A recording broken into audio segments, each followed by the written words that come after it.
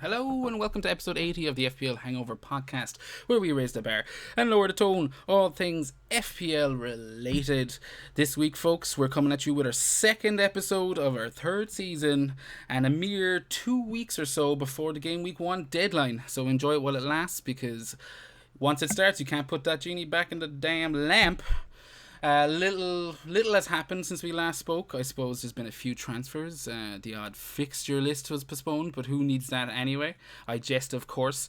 We've all been tinkering with our teams, and who better than to tinker with your team but the ambrosia to my sour cream and my podcast partner in crime, Seamus. How are you getting on, my friend?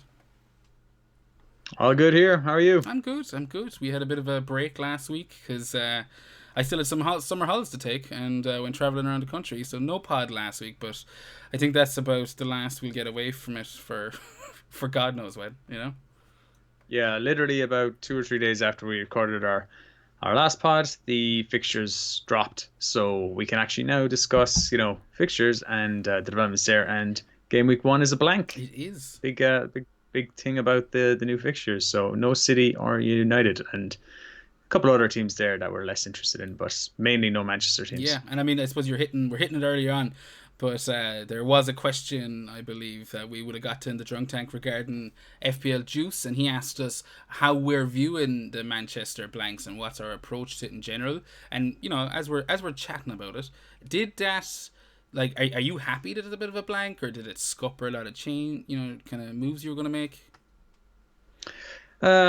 No, I'm not happy about it, because now we're going to see a lot of players and managers go for the same type of teams. Yeah. So there was real decisions to be made, and now you're going to see a lot more people probably wildcarding and things like that, and people are going to have a plan in place to get players in, which we'll discuss. What are appropriate plans and what our type of plans are. I just think it's going to make things very samey for a lot of players, but maybe it catches out a few casuals and maybe we get off to a better start. I don't know. That's the way I'm approaching it. I'm actually kind of happy because I don't know. You're right. It definitely narrows the field of vision for the first couple of game weeks for everyone, because it's like no one has to make that decision about, do you have an Aubameyang over a KDB or a Fernandes over maybe 2 Liverpool midfielders. Who knows? But I do think that in the long run, like, it's gonna maybe, as you said, kind of fuck up a couple of casuals. Kind of maybe people don't really plan their next couple of weeks, get distracted by a couple of kind of one-off fixtures results or points returns, and going, oh, maybe I'll do this instead, or I don't know, maybe they show a little less discipline. I think I'm worried about that in myself more than anything, especially regarding like those planned transfers. So I assume, like yourself, you've got a couple of moves you're going to want to make once the Manchester teams come back into play from game week 2 and 3 onwards.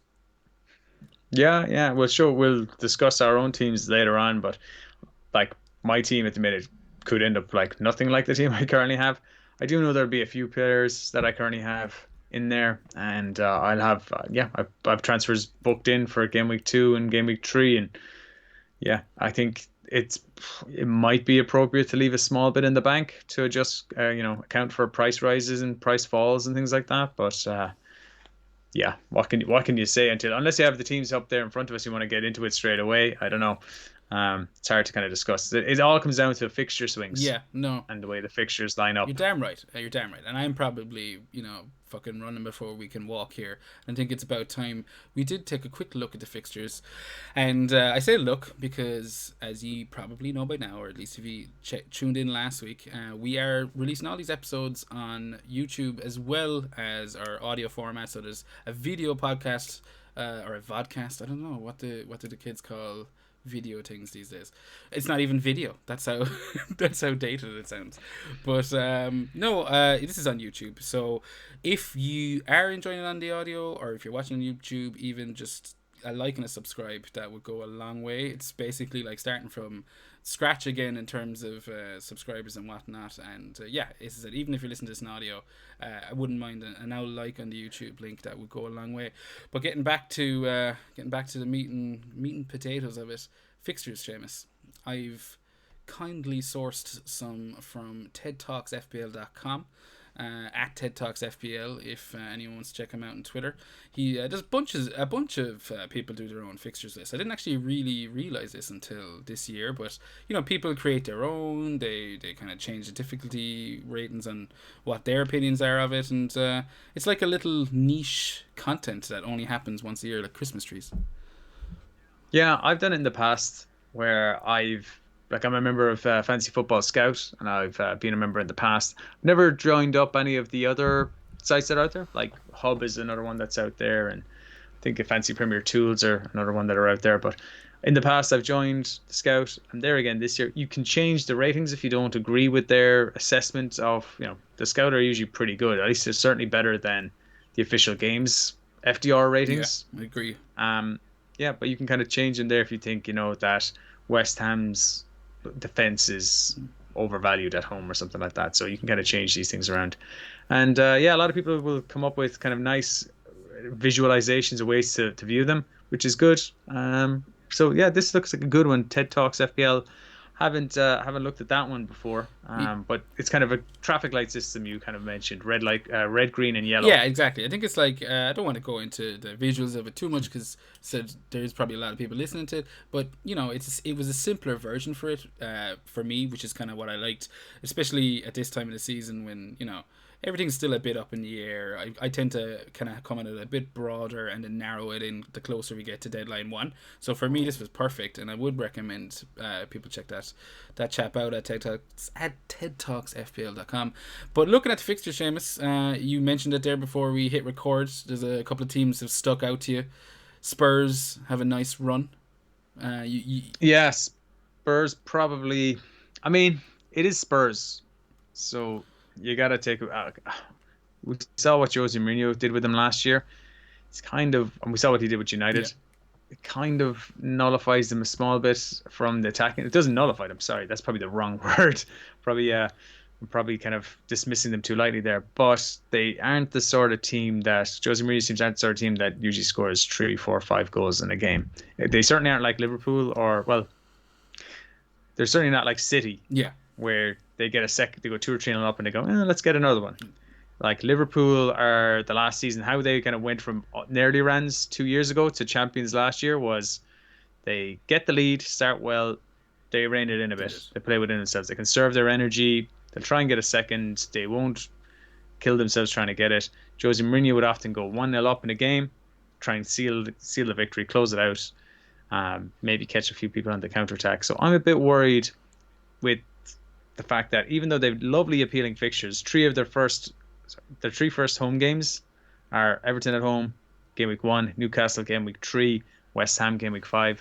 Those are beautiful fixtures for players. It's hard to tell with the Everton what way Everton are going to show up. Yeah, I think the Everton one's probably the trickiest out of their 3 home matches. They have an away match against Southampton in game week 2 and an away match against United in game week 4. But I do think Everton is probably the one I'd be the most concerned about going into game week 1. Because as you said, you just don't know what the Ancelotti effect is going to, how that's going to transform at the start of the season. Yeah, Everton were rubbish at the start of last year. Fired their manager, brought in Ancelotti, got an immediate bounce off them. They were doing really well. And then they just were kind of crap again then after a while. It just has been consistent. Now, maybe with you can say a full preseason under his belt, but is it really a full preseason? It's been a month. Yeah, you've had, and considering that he would have had a month to work with them in the lockdown as well, or maybe he didn't. I don't know, but yeah, it's a difficult one. Everton are a real mystery, kind of a wait and see. But if they come out of the blocks, really well, like really fast, then Spurs might be, people are kind of saying, well, Spurs have got a lovely fixture in game week 1. I mean, it's good. They're at home. Yeah. Playing Everton, who are inconsistent. Yeah, there could be points there. Do you? And I seem to recall that they beat like Everton like 6-2 like 18 months ago or something like that. Yeah. So that always sticks in the back of my mind. But it's just not a Pochettino team, so. No, it isn't. So I don't know if we're going to see a 6-2 from a Mourinho side. I don't know when the last time we saw that was. Does that mean you're not looking at any Spurs assets? Well, I had Doherty in my team, but I've moved him out now to try and accommodate my latest formation, my latest tinkering, which involves 3 premiums in the middle. Spoiler alert. get to that later. So I took Doherty out to kind of free up the cash. Really, I had him in there because he was a Wolves player, and I was considering sticking with him as a Spurs player. I think he still could be good Yeah. value. If he can get around 150 points for 6 million, that's pretty good. It's probably going to be more than any 6 million midfielder will get you. But I kind of want to wait and see if they're playing in it. We don't. The thing with Spurs is we don't know what formation they're going to play. I think their best formation would be a 3-5-2 with a kind of with wing backs and one like two holding midfielders and then one attacking midfielder. Yeah. That's what I think would be with Ali behind Son and Kane, something like that, or maybe Lo Celso. But I think that's the then, formation now. I'm probably pretty ignorant when it comes to this kind of stuff, but to the best of my knowledge, that is the formation that they do play with when they're attacking, isn't it? It's a three at the back, and then they push the right winger up or the right wing back up.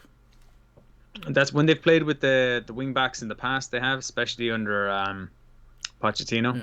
but and I think Mourinho might have done it as well. You'd have to speak to a Spurs fan to know more, but it does. They have played a 4-4-2 a whole lot more, and if it looks like they're going to play 4-4-2 with Doherty right back, that diminishes his appeal at getting forward, like it would have been with Wolves. But when you look at like Aurier and how he played him, so when they were attacking, Aurier was given the license to run up the wing and push on. And their winger was cutting inside then. So I mean, I don't see how Correct. that seems why they got Doherty for is because he's one of the best in the league at doing that. Yeah, so when they do that, if they play four at the back and allow Aurier, who looks like he could be going to AC Milan, we're assuming he's going to go, and that's why they've got Doherty.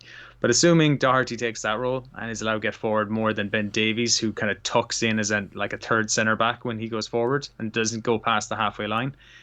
Even at that, Aurier doesn't get into the same parts of the box. He doesn't get into the 6-yard box like Doherty used to get into at Wolves. Like Doherty would turn into a centre forward, arriving into the box late when that happened. Whereas with Aurier would get up to the edge of the box and get into good crossing position. So I think Doherty's assist potential will still be just as good, maybe even better. I expect Spurs to improve defensively next year because that's what Mourinho's good at, organising. So I expect them to get better. So there might be more clean sheets, but I don't expect as many goals. No. Because he's not one for striking them from distance. He gets into the box. And if he's not getting into the box as much, then he could still be value. But he's the one I would look at. I'm not really looking at any of the other Spurs defenders. So when they do that, by the way, this is what I was trying to get at. I don't think they're going to play 3-5-2. It will still be like a 4-4-2. Son hugs out the left-hand side a whole lot unless Kane is injured. If Kane's out, Son is centre forward. Otherwise, he's out far left a lot. Yeah. And if he's out far left, that's less appealing. Well, spoiler alert, he's sitting in my team, but that's merely as a placeholder. And, when we're looking at the placeholders and looking at the fixtures, I pointed out again before we started recording, Arsenal have, an away match to Fulham to start the season and a home match to West Ham immediately afterwards. I think everyone is, and we already alluded to, kind of piling on the likes of Aubameyang with the intentions of moving to a Manchester player, be that Fernandes or KDB, after City start up again, and basically attacking those two fixtures. And there's a lot of Arsenal love going around. I suppose, like when I'm looking at the fixtures list, Fulham, West Ham, they're nice. I'll have Aubameyang for that shit. And out of position midfielder by the looks of it, or forward. Liverpool, Sheffield United, and Man City afterwards. Not looking for that so much. So I suppose it kind of plays into your point that decision to jump off of Aubameyang becomes quite natural, I suppose. Yeah, that's what we were kind of alluding to earlier. Now I think everyone's just going to be looking at that. It's a smart play. Get Aubameyang in for 2 games. You don't even need to wildcard him out because he's 12 million. You can easily move to any Man City or Man United player if you want to in Game Week 3. That's my plan. I have to admit it. There's no shame in a minute. It's going to be a popular strategy. It's just before I saw the fixtures and before the cancellations, I probably was going to go without Aubameyang. This is why it's annoying. I was going to be like, well, I'm just going to have KDB. I'm going to have Bruno or whatever. The difficult decisions would be, do I want to go at 1 for Man City or 2 or without a Liverpool midfielder? What do I do? But now it's kind of the decision's taken out of our hands a bit. And Aubameyang out because those first 2 games was like Fulham away. I know it's away, but Aubameyang is the guy who scores away from home for Fulham, and then a home game against West Ham United. Like they could easily get a hat trick in both of those games. Yeah. Oh, he's captain But material for the West Ham game, like for sure. He's going to be I think so. considerations. Yeah. I think so. But if you look at it, as you mentioned, the rest of their fixtures after that are very bad. Two away games in game week 3 and 5 to Liverpool and Man City, worst away games you can have.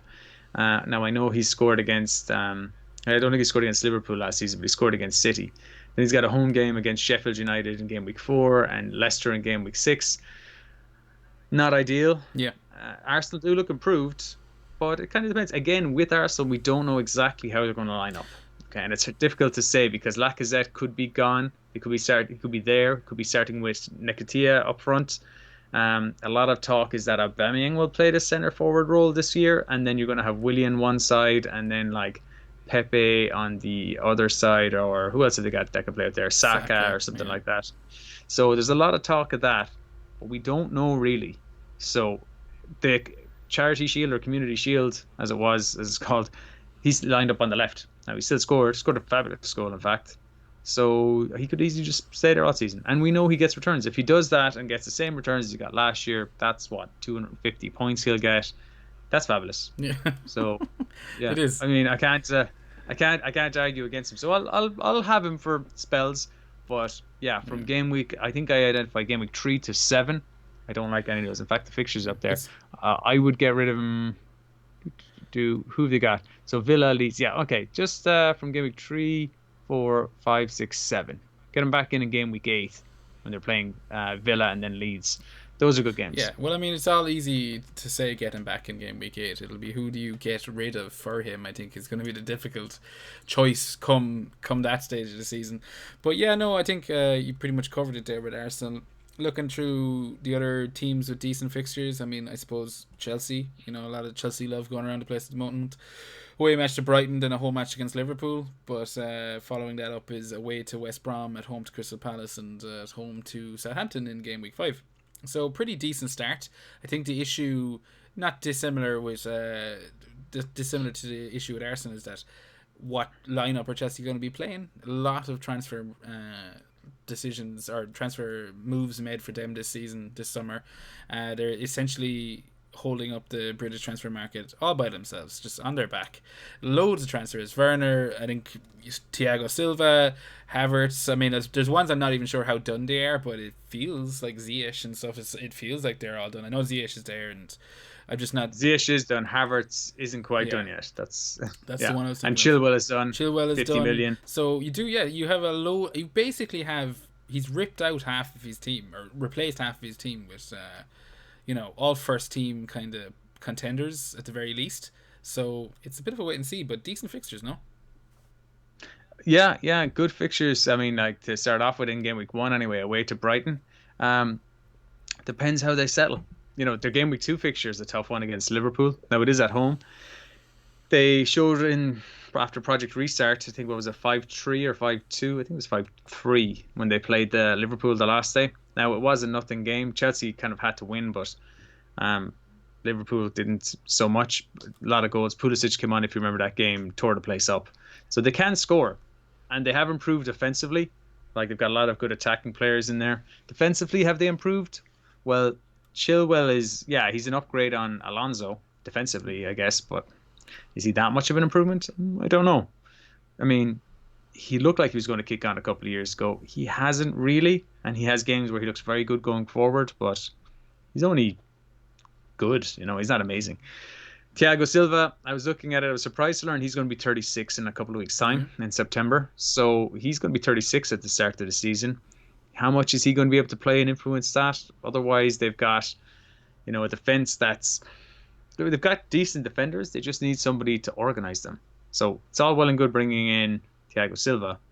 If they don't have a good defensive coach, then that mightn't count for much. So there could be 2 or 3 goals down against Liverpool game week 2 before you know it. Yeah. But not focusing too much on that. I mean, their other games either side of it are pretty good. West Brom away, Crystal Palace at home, Southampton at home. Those are good fixtures. So I think I want to have someone there. I think if I'm going to make a punt on my team somewhere, it's going to be a Chelsea player, someone like Werner, which I think a lot of people, are in agreement with, or at least think he's underpriced at the very least, and might want to just get some Chelsea action, go for Yeah, him. no, completely. I know he's sitting in my draft at the moment. 9.5 scored in his debut preseason friendly there. That's what you want to see. That's kind of what I'm hoping he brings. Like, you remember when Diego Costa came to Chelsea, and now I'm not comparing them as players, but he was a fucking dependable striker that you knew what you were getting, and I feel that's kind of gonna be the same with Werner. I don't get the sense of a Murata off him, but what the fuck do I know? I'm sitting here doing an FPL podcast. Yeah. Yeah, he's good. He's young. I was doing a bit of research on him today just to see, his previous season stats and figures and stuff like that. And I ended up watching a compilation of all his goals last year. He's got some good goals in there. They're not all tap-ins. In fact, some are just, good forward play where he breaks the line, gets the ball. A lot of them were one-on-ones, and he went around the keeper a lot of times. But a few were where he just smashes the ball in, Yeah. from edge of the box and stuff like that. He's a good finisher. So, last year was his breakthrough standout performance up front. He's had a couple of other good seasons too, but last year was the first one where he kind of really stood up and grabbed the world's attention, I think. So, yeah, can he make the next step up to the Premier League and the next level? And yeah, if he can, we'll all be on him. Yeah, no, 100%. As I said, I'm starting with him, as it looks like that's more than likely the way I'm going to go.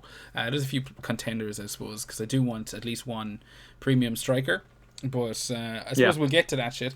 That's Chelsea, as I said, is more of a wait and see regarding how Lampard sets up the team, and which is kind of handy because if you do, like, I think with Werner, he's playing up front and he's got that nice fixture at the start against Brighton.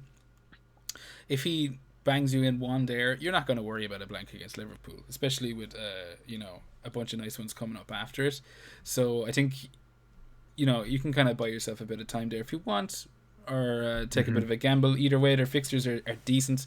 Looking at more kind of budget friendly teams, I suppose Southampton are the team that kind of stand out to me in terms of both their price and their fixtures. You kind of got to look at the two of them in tandem. They're not just individual, And there's a couple of decent 4.5 defenders, like a keeper. And then Danny Ings, Mr. Dingling Ings, 8.5. How are you feeling about Southampton, McCarthy? Yeah, I like Southampton. They finished the season well last year. You can get caught up too much looking at end of season form going into the next season too much. But considering it's only small break this year compared to most years, I think that's more indicative of what's going to happen. Also, after Project Restart, that came after, like every team had 6 weeks off or 7 weeks off or whatever it was. So, another 6 or 7 weeks off, they can come straight back into it and start firing on all cylinders. I think confidence is up. They beat Swansea, was it 7-1 only a couple of days ago? Yep. They all got in amongst the goals. 2 goals for Danny Ings, goal for Shea Adams, 2 goals for Ward-Prowse, goal for Redmond, I think a goal for Bertrand. They all kind of got assists as well. This is for Armstrong, who's someone I've kind of kept my eye on. I'll be monitoring him. But I mean, their fixtures are pretty sweet. Like, so Crystal Palace away from home, Spurs at home, and then Burnley, West Brom, and Chelsea. It's like 2 toughies. I can see them picking up points in the other 3. I can see them starting off. I can see them kind of having a season like their second half of last season. I can see them finishing top table. Kind of in that kind of let's say 10th to 12th position. Considering for a lot of last season they were in around the relegation zone. It was their latter half of the season form that got them out of there. So, I mean, up as high as potentially 8th, but I can see at some stage they'll have a poor spell. I just think they'll start off strong. Yeah, they might have a poor spell. Injuries could get them. But I think they're priced pretty well. I think they'll keep more clean sheets. They look better defensively. So McCarthy's a great option. Walker-Peters is a player that interests me. I won't have both. In my team, if I'm going to start probably with a 4.5 keeper. So if I start with McCarthy... Are you worried about Forster coming back? A small bit. He did rest McCarthy for Gunn there, if you remember. One of the games towards the end of last season. Am I wrong there? There was a game where I was worried McCarthy was suddenly lost his place again. I'd have to double check. I don't think he did. Like at the start of the season, it was Gunn was in there until they lost. What was the score? 9-2, 9-1 8-1 against Leicester. What was that score? Yeah, it was 9-1 or something like that. I don't fucking remember. Yeah. Yeah, the score. Yeah, I think it was Yeah. 9-1. The score was so huge anyway. I've kind of forgotten Even it. though I think it's a But record, that we was should when remember it. it was. I think it's joint with United. I think it's 9-1. So they dropped gun after that. McCarthy's been in goals ever since. Forster was up in Celtic. I have heard he's had a good season. Then I've talked to other Celtic fans who said no, he was still like a bit of a lie. He still looked a bit dodgy at times. So McCarthy seems to be nailed. Now, if I go McCarthy set and forget, and all of a sudden he's not in there game week 1, I'm screwed. Yeah. So that is a bit of a worry. But by all means, everyone I've discussed it with seems to be determined that McCarthy's nailed. So I might go with him. If I don't go with him, and I decide to go with Ryan, who's another 4.5, who's priced really well, I think he'll prove value. Like he starts off against Chelsea in game week 1, not the ideal kind of scenario to start off with. They are at home, and he will get a lot of save points usually against big teams. So I might just go for that anyway. But I'm going to go for one of them, set and forget. If I go Ryan, I can at least go Ryan Button. If I do that, I'll probably have Walker Peters in because Southampton's fixtures are pretty good. While not outstanding, I think they'll do well. Yeah, they're Yeah. not outstanding. Is there another team? Sorry, you were going to say? I was just going to say the only other teams that really stand out for me are Wolves. Second game of the season against Man City, not great, but they beat Man City. Wolves beat Man City twice last year, so I think that could be okay. Sheffield United away, again, not great, but Wolves are just that team. You can get good players in. I can see them being they're all Sheffield United way. Do you know, like they're a good quality team. You know. Absolutely, absolutely. It'll be a tough game, probably first game of the season, but I can see them winning 1-0. Jimenez goal. You know, I like their defense. Doherty gone now means I'll have to look at other options there. So I'll probably have a defender in there. I think like from game probably Vinagre. Yeah, Vinagre is the one that everyone seems to be focused on. I definitely for 4.5. I know there's a couple of transfers with like left backs and full backs at the moment, especially with the Doherty being transferred out. So it'll be interesting to see what they're going to do there, how they're going to replace it. But it's really from game week 3 that I think Wolves fixtures pick up. You know. Yeah, they're savage from there. So you're going to want to get them in. I don't want to be booking in transfers for these guys, so I think I'll just get them in. And if I may not have Jimenez because the way my lineup is going at the minute, it's going to have one premium striker. It's Werner at the minute. It could be Ings or it could be Jimenez. I had Vardy in there for a while, but I can't afford him now anymore with my latest strategy. So yeah, I do really like Wolves. They're kind of like Liverpool. They're a bit fixture proof. Again, Liverpool, not many people mention him because they're like, oh, they've got Chelsea in game week 2, Arsenal in game week 3.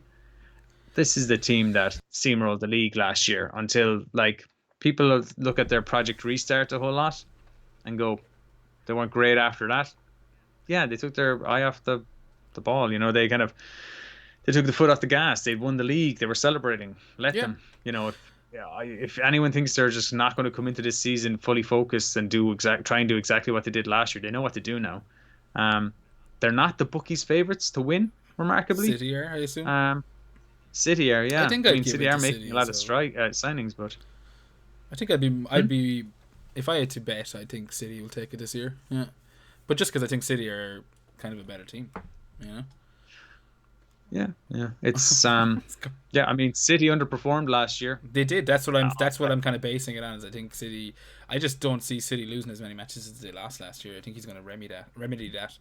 I think it was like. Well, what was the difference? It was 19 points in the end in difference. Was that right? I have 19 in my head. Could be wrong. You could be right. I don't remember. I don't remember these numbers, Seamus. That's a lot of points. Now, the stats will show that Liverpool scored more than their XG. Man City scored less than their XG, and Liverpool scored or conceded way less than their XG conceded would have said. So if you were to take it on that, this is what I'm hearing. Yeah. They should have won, but I don't know if that's going to actually true or not. Well, look, it is true technically based on that, but not everything can be captured in XG. Yeah, I think though in regards there's to like FPL and in terms of people looking past Liverpool, it could be more so that they take Liverpool for granted. Now, don't get me wrong, you're right in regards to I'm hearing murmurings of Salah being questioned as an option. I'm hearing so little of Mane, so I'm just it's basically all Salah talk. And do we even need him? So I think the closer we get, there'll be a few brave souls that'll start questioning Liverpool completely. And you're spot on to say, like, look, after the first two fixtures, they're not amazing. Or well, Leeds is a pretty decent fixture. I think it'll be tough, but it's the game week 2 and 3 with Chelsea and Arsenal that are going to throw people off. But again, Liverpool can easily beat Chelsea 2-3-0. Like that wouldn't shock you, I don't think.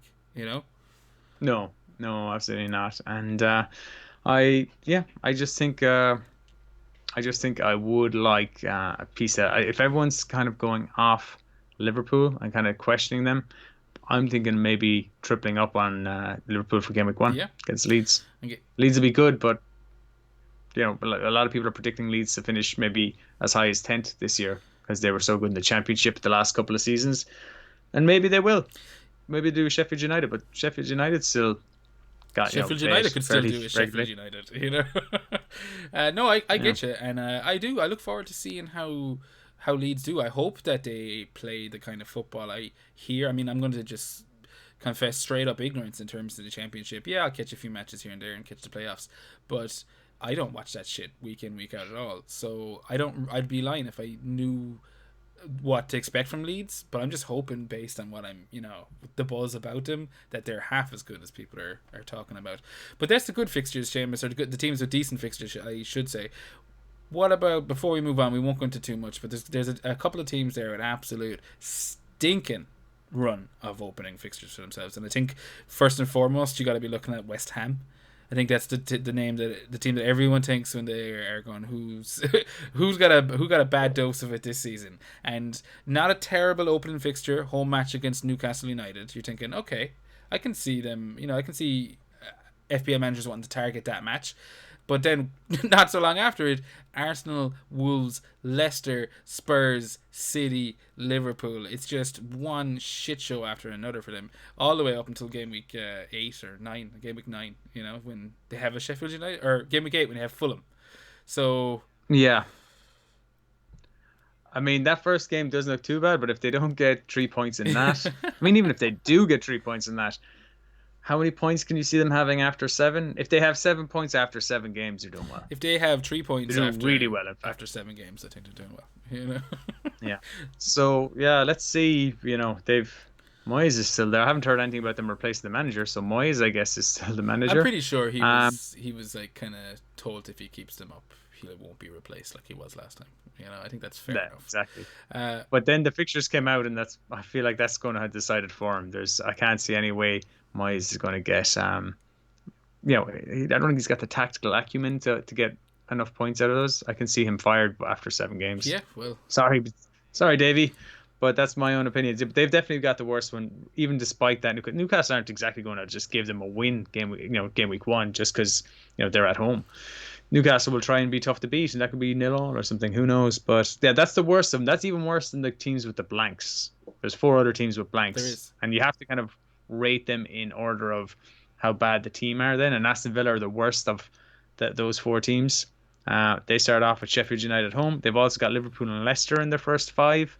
So they've only got 2 decent fixtures. Fulham away and Leeds at home in their first 6. Yeah. Other than that, they're all pretty tough. I mean, you could say Sheffield United at home isn't too bad, but it took a VAR decision against them last season to get anything out of that game. I believe that was a Hawkeye decision, not VAR. We can't blame that one on VAR. That was... you know what I mean. I don't know which piece of equipment we blame, but basically, wasn't working.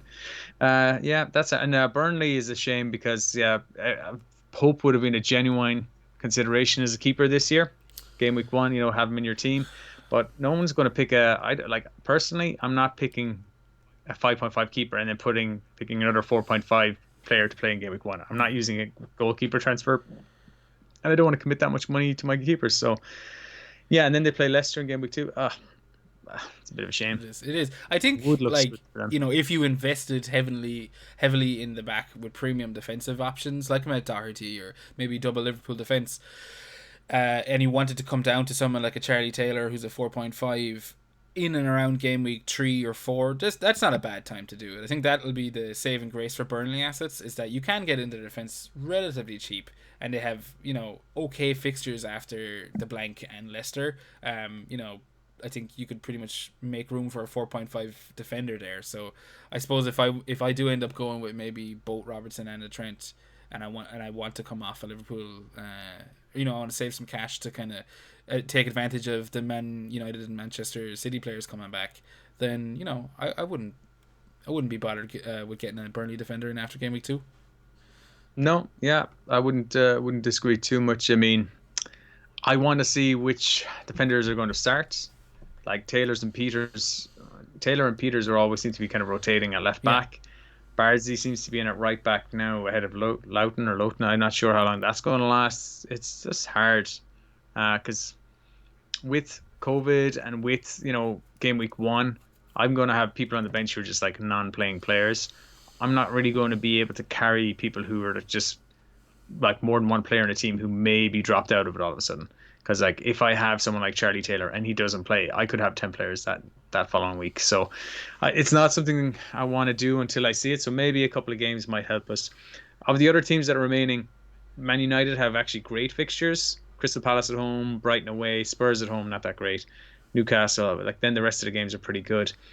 Man City's isn't the easiest. They've got Wolves, Leicester, and Arsenal in game weeks 2, 3, and 5, as well as that blank in game week 1. So those are all tough games. Yeah, no, I agree with you. And I mean, especially if Leeds do turn into the Sheffield United of this season, that's Wolves like that. And if you take that Leeds match out of it, then there's only basically the West Ham fixture in game week 5 that you'd really want to target. As soon as I said, I kind of wanted to correct myself. I'm like, well, like they did spank Leicester last year. Didn't they beat them 4 or 5-0? So they know they can do it at home, especially at home. And Leicester, they've done it against them. And Arsenal, they usually do really well against Arsenal. Although Arsenal did beat them in the FA Cup. So yeah, I don't know. I mean, maybe it just looks bad on paper, but that Wolves game is still not a great game. That's the thing. I mean, especially with the blank preceding it, if they lose to Wolves and people haven't jumped on City assets immediately, then you might be looking at that Leicester game and going, and that's what I meant at the start of the show when I was talking about it could fuck up, people who don't stick to their plans. They might second guess themselves, kind of start kind of forgetting everything that they read throughout preseason and just kind of getting blinded by the first 1 or 2 matches, especially a blank for City. But look, we won't get bogged down in the fixtures any longer. I think it's about time we threw this out to the audience. And we've got a couple of questions in this week, and questions can only mean one thing, Seamus. It's the drunk tank. Yes, sir, it is. And we put this out earlier, a lot of questions. And I think the first question, have you got it up there, Jer, is from Didi. My production wizardry is up. Yeah. Yes, excellent. That's from Didi at Didi1978A. And he says, morning, gents. This season I'm going with 2 starting keepers in my squad, going to rotate McCarthy and Martinez, methinks. You think this is a better option than set and forget keeper with no real backup? And also, what's your favourite cheese? And I think we should answer that second part first. Favourite cheese, Jer? I thought about this long and hard today. This question came in pretty early this morning, and I've been prepping this episode for the whole day, and to be honest with you, all that's been in the back of my mind is what is my favourite cheese. And I think it's because I'm a little disappointed it's cheddar.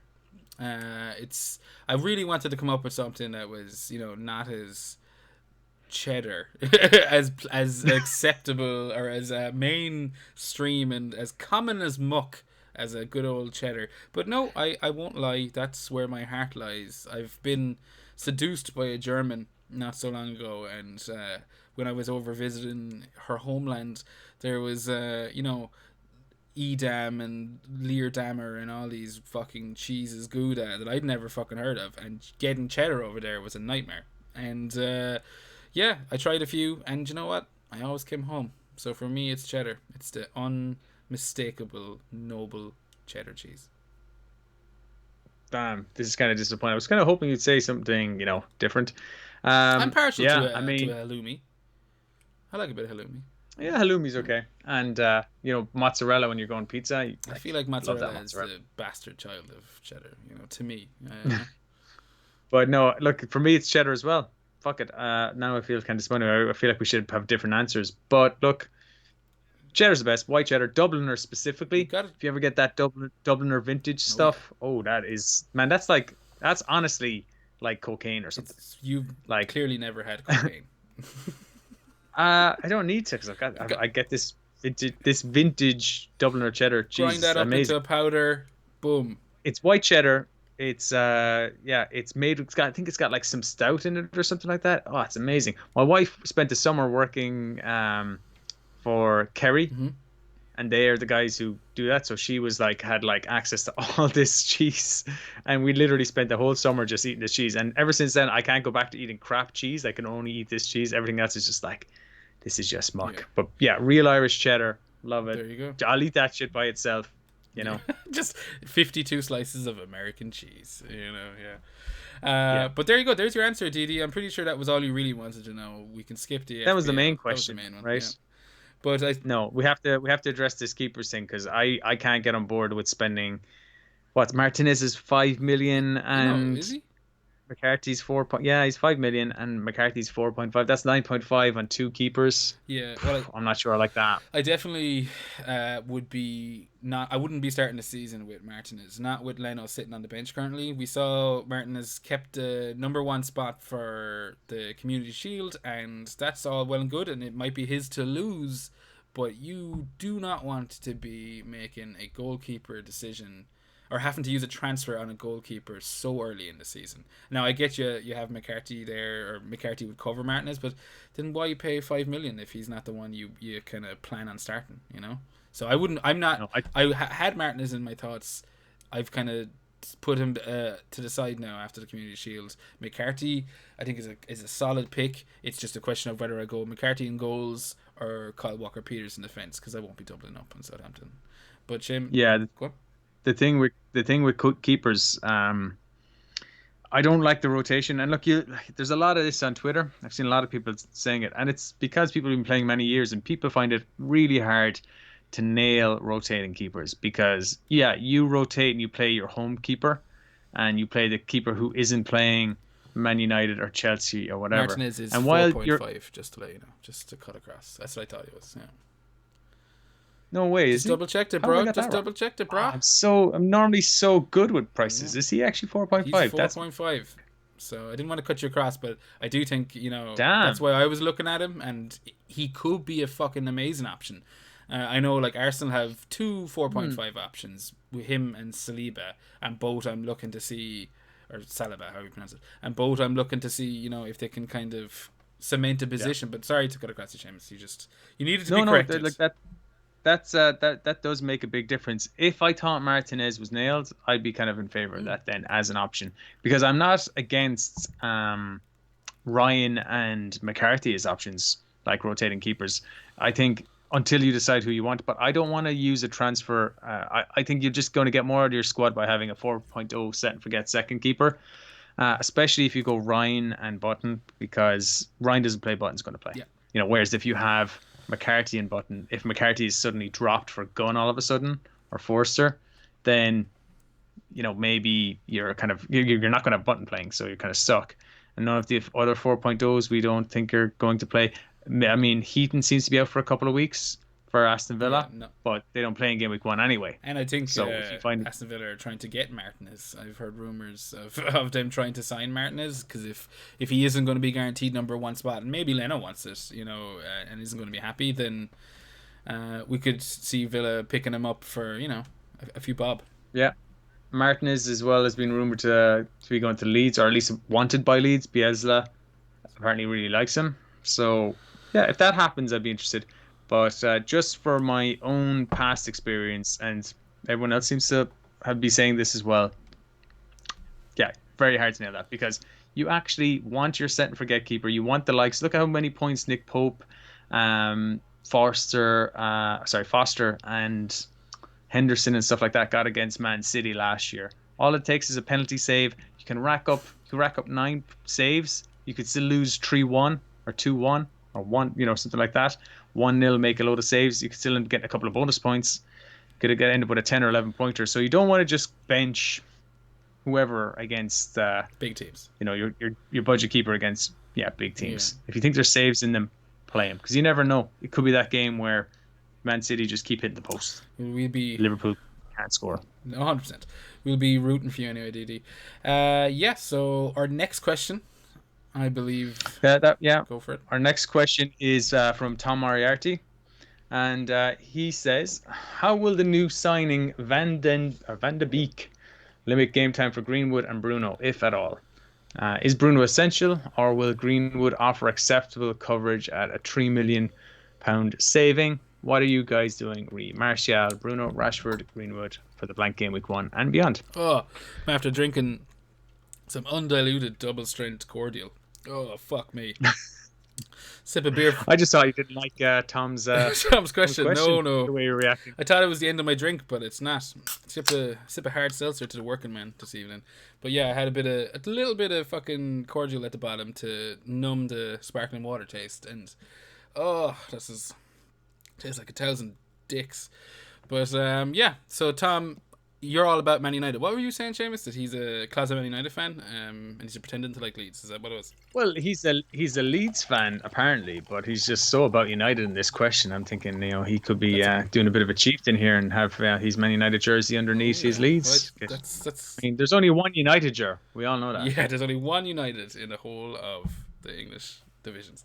But looking at them, it's a fair question. I think the Van de Beek signing, I'm going to, again, claim a bit of ignorance. I feel like I've been doing this since I hit record. But, yeah, I'll be interested to see how he goes. I don't think he's going to take any minutes off of Fernandes at all. I think Fernandes is the first name on Solskjaer's team sheet. Every week. Agreed. Just rest him. I think 100% first name in the team sheet every week is Fernandes. So if you're any bit interested in him, I wouldn't let Van de Beek put you off. Greenwood, again, I don't know what's going to happen with Greenwood and Van de Beek, but I can't imagine them kind of taking too much time. Isn't Van de Beek a centre midfielder? He's a central midfielder. He kind of plays he can be box to box, or he can play kind of more attacking central midfielder. He could fit in that Bruno role, but again, like, you can't see any way that Ole would drop Bruno or push Bruno out to the right or move him to a different position to accommodate Van de Beek. Van de Beek, as far as I can see, is coming in to play alongside Pogba, or kind of to just offer extra coverage.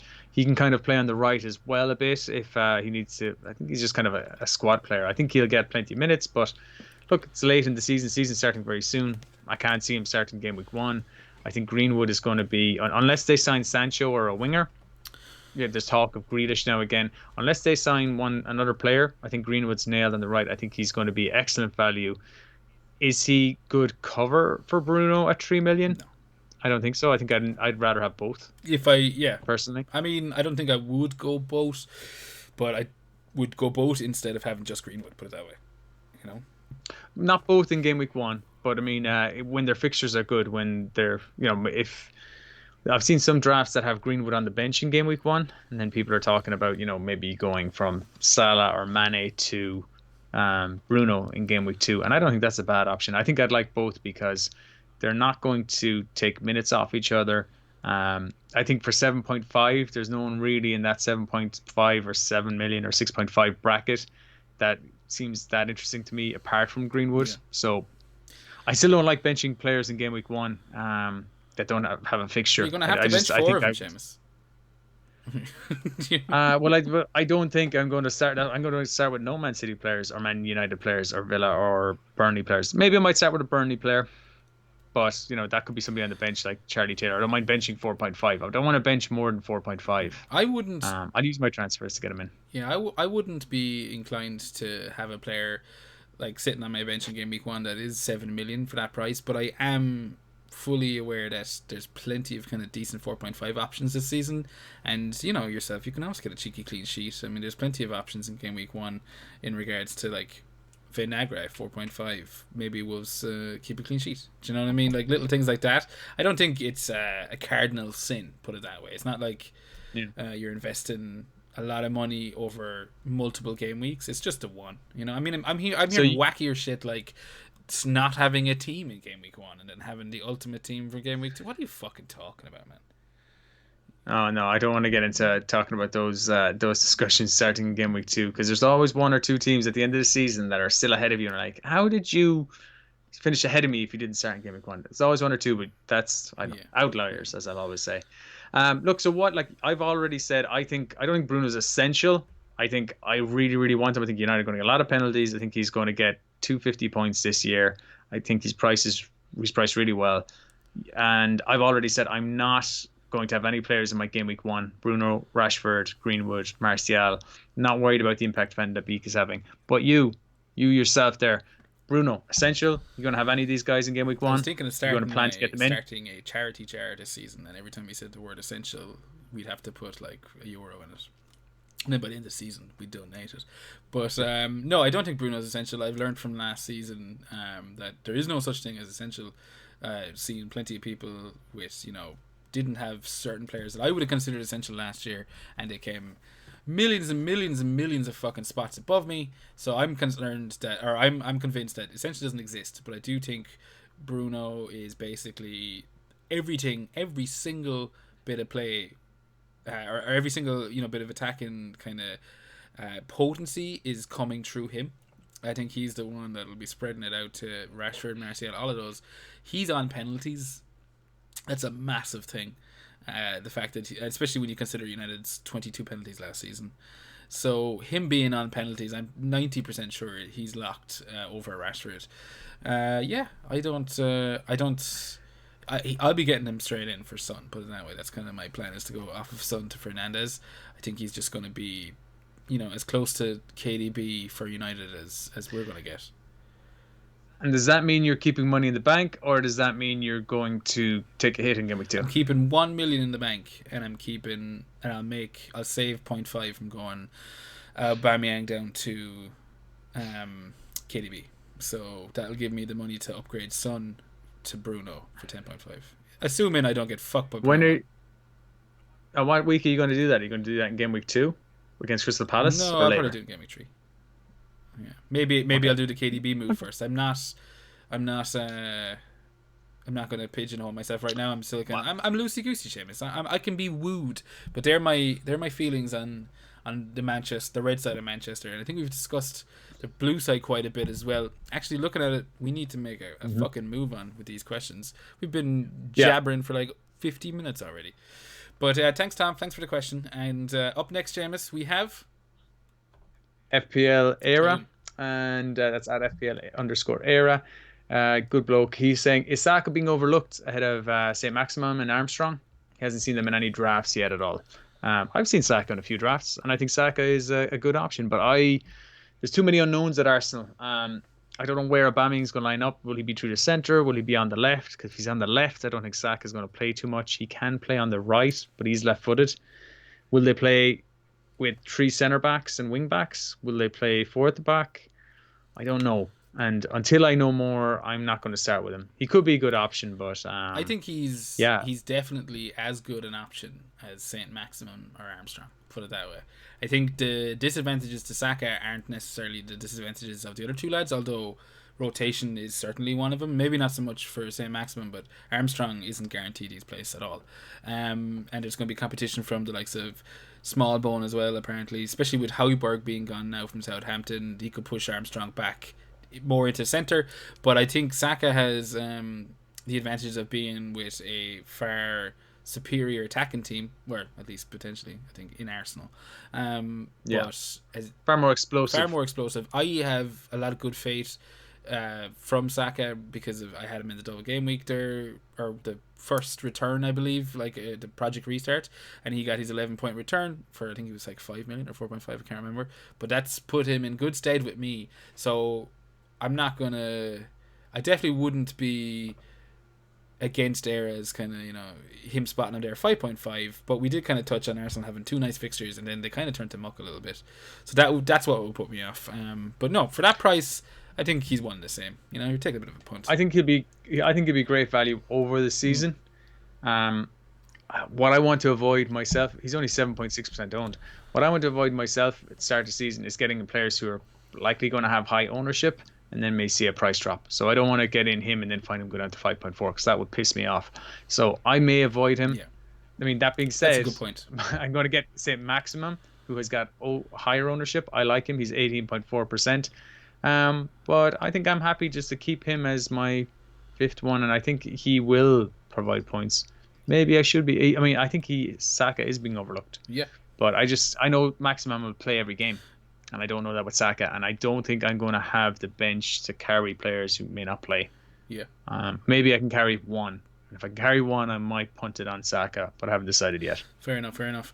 I hope that answers that question for you, Era. And just before we move on, I would like to point out that his Twitter logo is probably one of my favorites in regards to that simple turning the lion's head upside down, adding a little E at the end, and you got yourself a fantastic logo. But next question, Seamus. Next question. Okay, next question is Beery. That's at FPL underscore Beery. Which sub 6 million mid is the best choice to start the season? So that kind of ties in a small bit with the last question from Era. We've mentioned three of them there: Saka, Armstrong, and Saint Maximum. Currently, Saint Maximum is in my team. I think Armstrong's a great option too. I don't agree to the same extent. I think he's obviously not nailed in the Southampton team, but I think he's definitely first choice Do you think so? at the moment when they play 4-4-2. I mean, I think he played every game after Project Restart, bar maybe one. Mm. But I think other than that, he It's started them it's all. one I'll be monitoring. I think there's a couple of friendlies, due in the next 2 weeks or so before kickoff, and he's definitely one of the players I'll be monitoring for starts and minutes. Because I assume if he's kept his position, they're going to want him kind of getting a bit of a warm up. So I'll be watching that one. But yeah, we talked about Saint Maximum. There's one we haven't talked about. Another Newcastle player, Richie. He's one sub 6 million midfielder that I kind of had my eye on. And when we flashed each other before the start of the show, we were both surprised to learn that we both had Richie. I can't believe he's in your I team know. because I had Suchek, who I like as a season player, but we mentioned West Ham's awful fixtures, and I'm not getting Suchek only to see him go down in Yeah. price. I mentioned my pet peeve for that as well. So I'm not getting Suchek because I think he'll definitely drop to at least 4.9 unless he gets like a couple of goals in these horrible fixtures, which he could because he scores goals from set pieces. But assuming he doesn't do well and he's got decent ownership, he'll go down. Whereas Richie's ownership, what is it? Let me check my team. It's under 1%. Yeah. He's on penalties. They've got two nice fixtures. He'll be my fifth midfielder. I don't mind keeping him on the bench at all. So I do think he's pretty good. I can't give out about him. Anyone else in midfield for 6 million and under that you like? I'm just going to pull them up here. Sorry about all the clicking. I would maybe pay. There is like one I've got my eye on, so I was looking at 4.5s. Now I'm not necessarily endorsing going 4.5 in the mids because there's a lot of options out there. But if you were to sacrifice your fifth midfielder to a 4.5 option, it's actually kind of tough looking through them. Like Stevens was one I was settling on, but I'm not even sure how guaranteed to start he is. But Fulham have recently purchased Harrison Reed, I think is his name, from Southampton, and he was on loan last season at Fulham, so he's pretty much like nailed 4.5 midfielder. So that's one I would just like to draw people's attention to.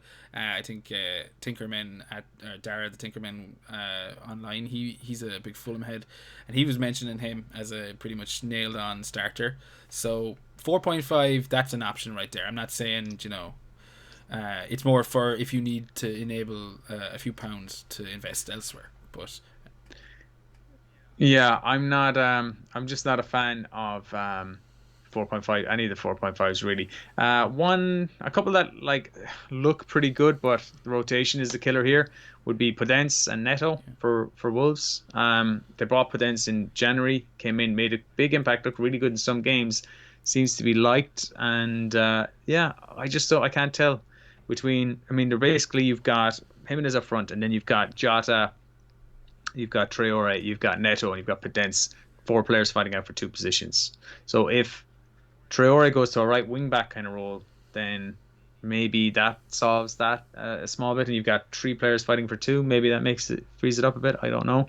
So that is a wait and see. I don't really like that you know, for that price. And then you look at the rest of them. McNeil for Burnley, 6 million. Yeah, at points in the season he'll be okay. Ward-Prowse, 6.0. Again, 5 goals, 4 assists, or 4 goals, 5 assists, same as Armstrong, incidentally, after a lot more minutes and on set pieces. I can't advertise or promote any of the Liverpool midfielders at 5.5 because that's taking up a Liverpool spot. Coutinho could be okay. And Trossard, if the situation is okay, fixture wise, I mean, I haven't even looked at Brighton too Well, much. now that you've I mean, listed off every sub 6 million midfielder, I'm sure he'll have plenty to choose from. well, there's a whole lot more there, but no, I mean, maybe Trossard at some stage, but there's nothing great in there. I don't think. I think it's a. It's a tough That's why bunch. everyone's looking at the same Yeah. players. You know, Sam Maxim is somebody you could sit and keep on. I don't think you want to be using too many transfers on that kind of 5.5 price bracket. So get someone someone who looked good last year, didn't get great attacking numbers, you think is going to improve, and say Maximum meets that bill perfectly as far as I can see, and maybe Armstrong if he can kick on a bit as well. Agreed. Agreed. Next in line, Seamus. Who's in the firing line? Next up, we've got FPL Rubber Ducky at FPL_Rubber Ducky. How many untested players would you normally gamble on in your game week 1 squad? It obviously depends, but in general, like I'd be keeping that to 1, 2. I mean, there's a few like currently in my squad. I think the likes of Werner. I suppose he's an untested player in the EPL. I'm taking a bit of a gamble on him. He'd be, it's a pretty big punt. I think, considering we don't have a lot of knowledge on how Chelsea are going to line up, and as we said, how he's going to adapt to the Premier League, but. Yeah, I try to keep it to 1. Maybe a couple of like a cheap defender or 2 isn't going to bother me too much. What about you? Yeah, again, it's the same. Werner's my team right now. I don't normally like to punt on new, would say, premium players or mid-price to premium players that sign for big teams like, United sign Memphis Depay that time or Angel Di Maria. I'm not like, get them in my team. If they're new to the league, I want to give them time to adapt. If they've come from like when Van Persie came from Arsenal to United, yeah, straight in my team because I know he can do it in the Premier League. But it's different for new players. So I'm thinking Werner looks good. I might go for him or I might go for Ziyech. I definitely won't go for both. It's too much risk. I can endorse a second risky 4.5 defender, kind of like what you said. So I'm on the same page. I don't want to take a risk on a goalkeeper too much unless I see a team coming up that I know is got amazing defensive stats. Like last year, Henderson was somebody for Sheffield United was kind of like these guys could be okay here. Um, yeah. So just 1, maybe. The So same as myself, really. Like you can take your punt. I wouldn't worry too much about defenders, but yeah, 1 maybe that would be how many I'd go with. one in the midfield and forwards. Like if I was going for tried and trusted, if I was going for Jimenez up front, I might make my fourth midfielder Yeah. or second striker a punt. I might go, you know what? Let's see if this Pereira guy for West Brom is any good as my 6.0 fourth midfielder. And But speaking of West Brom, no, I'm just kidding. We're not going to waste any time talking about West Brom here. But we will move on to the next question. I'm conscious of time here, Seamus. yeah, we gotta focus on time. We spent too much waffling at the start. But next question is from FPL Rogue at FPL Rogue. And he has asked, look, Kane is synonymous with no goals in August, but since we're starting in September, is the August goal drought due to Kane starting slow, do we think? So will the same dynamic happen now that we're starting in September? Compounded by his 14-day quarantine, will he be 14 days behind the rest? Yeah, I think playing for Mourinho as an attacking player will feel like you're 14 days behind the rest, for sure. We kind of touched on that at the top of the show about how and how everyone fucking, it's called the Mourinho effect, for Christ's sake. They've named it, So like, Well, you've named it. well, I read, I can read. I'll have but Lies. yeah, no, Lies. I'm not too worried about any of that shit in regards to not scoring in August or doing really well against a specific team throughout his career. I don't really kind of buy into it. I think there's too many variables. Kane scored in August last year, I believe, and I know Last 2 seasons in a row he's got goals in August. So I mean it's not a thing anymore. I mean it was, but then he was younger at the time. But then I'd be more worried about, as Roke goes on to say, like his 14-day quarantine. That's something that would, because there isn't much time to to train anyway. There isn't a whole lot of preseason. I don't know. I would be a tad concerned about it, but at the same time, his price tag is probably putting me off more than even though he's the cheapest he's been in ages. I think for what he can do, 10.5 is great, but with Son coming in at 9, I think there's too much of a It's difference still as there. much. Yeah, it's still as much money as you can spend on a striker in the game. Only him and Aguero are Yeah, 10.5. No one's more expensive as a striker. I do feel like he does start off slow when he comes back from injuries, yeah, and maybe he started off slow in pre-seasons in the past. I think he's worked on that the last couple of seasons because he was very conscious of not getting goals in August, and I think he knows how to start the pre-season or start the season strongly. Will the 14-day quarantine period affect him? I don't know because we've never had these quarantine periods before. So maybe it will, but it's not going to be just Kane that's going to be affected by that. There's talk of Germany playing Switzerland, like in like I can't remember what day, like the 1st of September. So if they play on that date, then the German players who play with Chelsea, like Werner, may miss the first game of the season and things like that if they have to quarantine. But do they have to quarantine? I don't know. I don't really know how it works. I'm probably going to avoid Spurs, but it's more so because not only do the Mourinho effect, which you spoke of, but the fact that they've got so many games coming up in quick succession. They've got to qualify for Europa League through the qualifying yeah. round. So that's put in an extra few games, as well as international breaks and cup competitions. So they could just have a lot of games. And if he does start off slow, he'll get up to speed pretty quick with all those games. So That's true. I don't know. I'd rather Kane than Son, I think, just because he plays more central, and he did kind of get back amongst the goals by the end of the season last year, which makes me think he's being stuck up forward more. Yeah, I would disagree. I would be far more likely to go for Son over Kane, but to each their own. And I suppose we'll be able to look back at the end of the season and go, yeah, told you were talking raw mate. Okay. But last question. One final question, and that comes from FPL King. That's at the Fantasy King 2, and there's a lot of talk about Salah. Some are taking him. I myself am now leaning towards Robinson and Trent over Salah, so he's thinking double defense. Surely they cover him for the season and more. This frees up some cash for midfield players too, like Bruno, KDB, and Sancho. Sound like a good idea? What do you think? Yeah, again, we touched on this at the top. I mean, for me, I don't know. I'm not struggling. Uh, I'm not struggling too much to get in Bruno, KDB. I do like the Sancho not, but maybe if Sancho did come in, all of a sudden there's like an extra midfielder, and I just go all Man United over Liverpool. But I think one of Salah or Mane is as important this year as it was last year for me. Like, so I haven't changed my thoughts on that. I think you can pretty much, you know, count on probably one hand the amount of games Liverpool are going to lose this season. So I'm all about Salah. Yeah, yeah.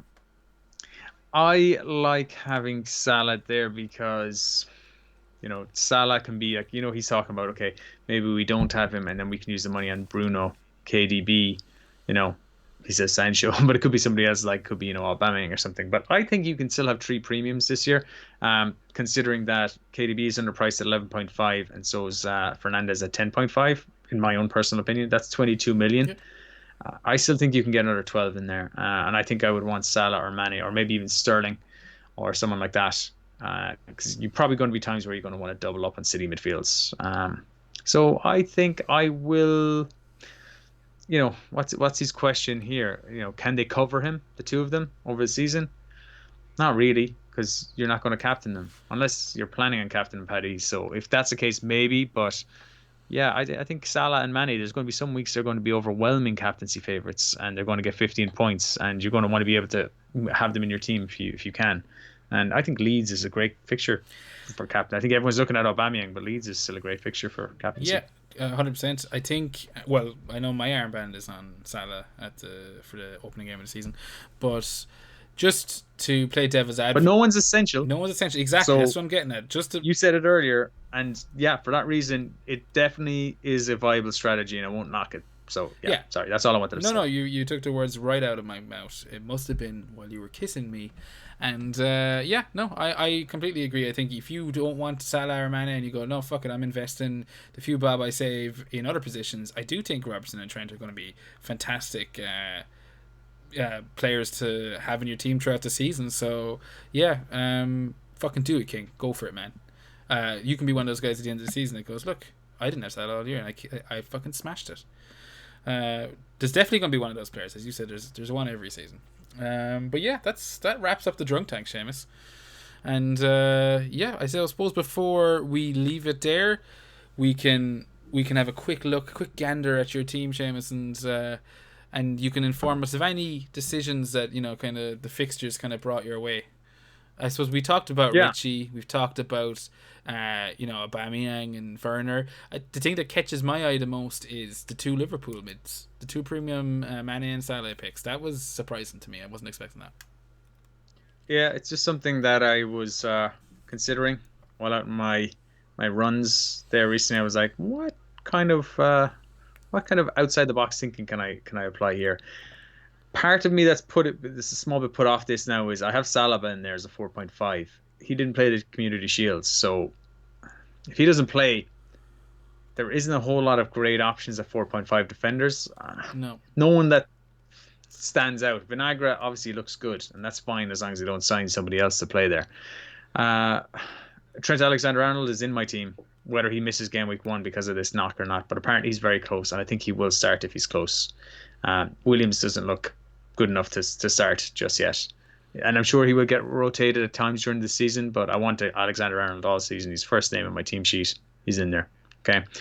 So that means, do I want to double up? I might double up. When Doherty went to Spurs, I decided to take him out, and that's when I went with the double Mane Salah. I was going without Salah. I was going to stay with Mane because my plan was game week 2, Mane out, in comes Bruno Fernandes. That saves me $1.5 million. Following week, Aubameyang out, De Bruyne in, saves me another, $500,000. So that's 2 million I can then use elsewhere.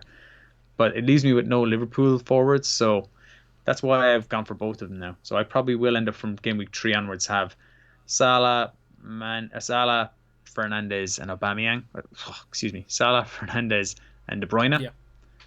With money then in the bank that I can mess around and move Werner to Vardy possibly, or move him to Aguero, or move him to Kane. That allows me to get this allows me to make moves. It does. So yeah. I think I'd rather just put the money midfield than defense. Yes, Robertson will end up probably getting 200 points this season, but or close to it, or even 180 or 170 or something like that. It's still amazing value for 7 million. I just kind of want to be able to play the game this year and use my money, as I said in other shows, on premium players, moving them in, moving them out, making moves, wheeling, dealing. I get you. You want to be a bit more active this year, and I think I feel the same. I feel at times last year, and maybe it's due to the pod, and maybe even the year before, the season before, but it's kind of like I'm playing it. I feel like I played it too safe sometimes because you know all the pitfalls, you know all the things not to do, and it's kind of. I suppose it's easier to not do the things that you shouldn't do than it is to do the things that you should do, if that makes any fucking sense. But my team's not too dissimilar to your own there, Seamus. The main difference being you've gone with a second Liverpool mid and I've gone with Son. Pretty much same the whole way through. Couple of 4-point. I've gone with Walker Peters and you've gone with McCarthy in goals. I've gone with Ryan. You've gone with Lamptey. Do you know? So again, we've pretty much mirrored our teams. You have set maximum, and I currently am sitting on Stevens, but with the money invested in a third striker in Shea Adams, and he's one that I'm not confident will be in my team in game week 1 by any means. I could drop to 4.5 myself, and if I do, probably put the money back into Stevens. But I currently have a Burnley defender. We talked about that. I wouldn't have any issues resting my Burnley defender and for game week 1, and then playing Justin, for Justin, Alexander-Arnold, and Vinagre in the first game week. We'll see. We'll see what way I end up with the forwards, because I think I don't know if I want to start the season with a 4.5 striker, and you have it there. That's going to be something that we're going to look at closer, I suppose, next week. But I don't know. I'm a bit concerned. Yeah, I've no problem playing that junk. The 4.5 striker that doesn't play anyway. Usually that 4.5 fifth midfielder I have. Yeah. he's only there for, if somebody doesn't play, and he usually only ever gets me 1 or 2 points anyway. I can't think of any time where my fifth midfielder has gotten me like 5 points even. So yeah, maybe your third striker will, maybe your fourth defender, if they're coming off the bench, will get you a clean sheet. But that fifth midfielder never really does. So like when I have that extra bit of money, then I can start moving it towards maybe seeing if maximum comes Greenwood, something like that. No, I get you. And I take your point on board there regarding the fifth midfielder never coming on much. But I would point out that you did have Dendonker on the bench, I think, last season with a massive haul. So, he could have. He got 4 goals last year, and I had him for maybe 2 or 3 of those. And yeah, he just stays on the bench. So it's very, very rare. You have to be very lucky. I mean, it's the defenders that come off the bench to get you points, that get you unexpected clean sheets, I find. Yeah. Or a goal that you're not expecting, like what's his face, Lundstrom. Oh yeah, forgotten his name already because he's no longer an option. There you go, zing, suck on that, John Lundstrom. But yeah, no, I think that's our teams. I think that's pretty much the end of the episode. We haven't gone drastically long, so I'm not too upset. Before we leave, Seamus, is there any tips you'd have for new FPL players? If you could have one tip for anyone that's either playing their first or second season, is there anything that sticks in your head? You're going, I wish I knew then what I know now. Okay, yeah. Is this going to take 15 minutes for you to explain? No. Okay. No. There's two schools of thought here. Form and fixtures. Break it down. Just basic, simple lessons. You'll have heard this before if you're an experienced manager. There's form and there's fixtures. Okay. Form for attackers, fixtures for defenders. Okay. If the fixtures are good for your defenders, that's what you want to make your decisions on. But you don't want to just bench Danny Ings because the fixture isn't great. If he's in good form and he's banging in goals, you play him. Same for any of your attackers that are in form. So form is for the attackers, fixtures for defenders. That's pretty good advice, James. I wasn't expecting that.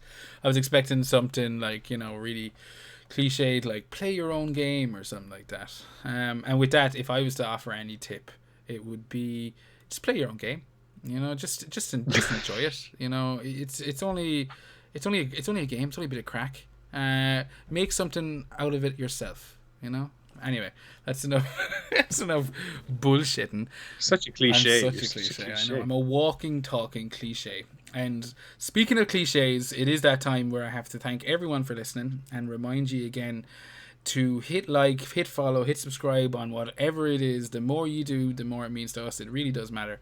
And for all of you that have subscribed and liked and retweeted, you name it, I am eternally grateful, and a big shout out to ye. But we will leave it there. We should be back. We'll definitely be back next week. It's how many episodes we come back with is the question.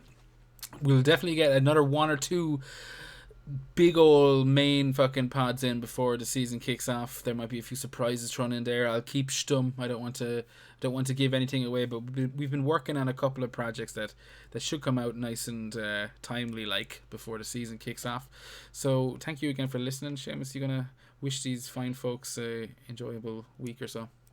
Yeah, I will. I'm on Twitter, guys, at FPL Drunk. If you ever want to DM me or send any questions my way for the drunk tank. But yeah, get liking the page. I'm sure most of you, if you're listening to the pod, are already following us on Twitter at FPL Hangover.